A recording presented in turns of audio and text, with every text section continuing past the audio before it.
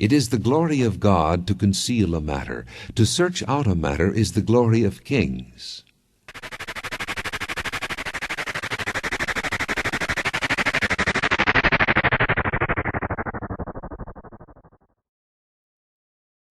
In the book of Ruth, a tale of redemption, the climax occurs when Boaz, the kinsman redeemer and hero of the narrative, redeems the land to Naomi and takes Ruth as his Gentile bride. In the festivities during the wedding celebration of Ruth and Boaz, someone makes a rather strange toast. Through the offspring the Lord gives you by this young woman, may your family be like that of Perez, whom Tamar bore to Judah. Strange for a wedding toast, because it is a reference to the rather sordid events of Genesis chapter 38. In Genesis chapter 38, Tamar had married Judah's firstborn son, who died with no children. Under Mosaic law, Judah was expected to provide one of his other sons for Tamar to have children. When he did not follow through, Tamar disguises herself as a prostitute and became pregnant by Judah himself. Tamar gives birth to two illegitimate sons, Zerah and Perez. Torah provides that a bastard results in being cast out for the congregation for 10 generations. Ruth 4:12 actually a prophecy that the 10th generation from Perez was none other than David. And to emphasize this, the book closes with David's genealogy.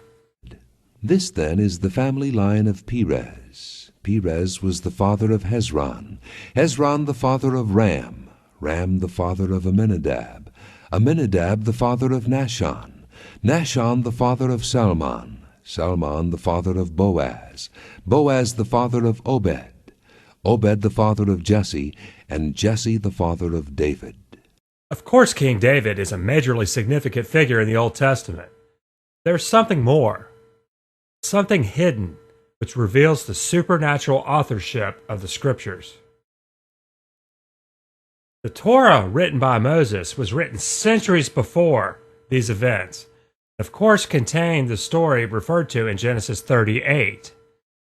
Now, knowing that God favors heptadic, which are multiples of 7, structures, one can examine the Hebrew text in equidistant letter sequences in intervals of 7.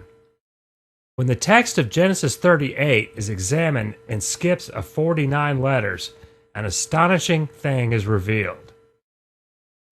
Hidden within the text of Genesis 38 at 49 letter intervals are the names of Boaz, Ruth, Obed, Jesse, David, in chronological order. These names anticipate 5 generations in advance the next 5 following Perez discussed in the very same book, climaxing with King David. So here in the Torah, we find the names of the principals of the book of Ruth and a delineation of their descendants leading up to the royal line. How did Moses know all of this centuries before the fact?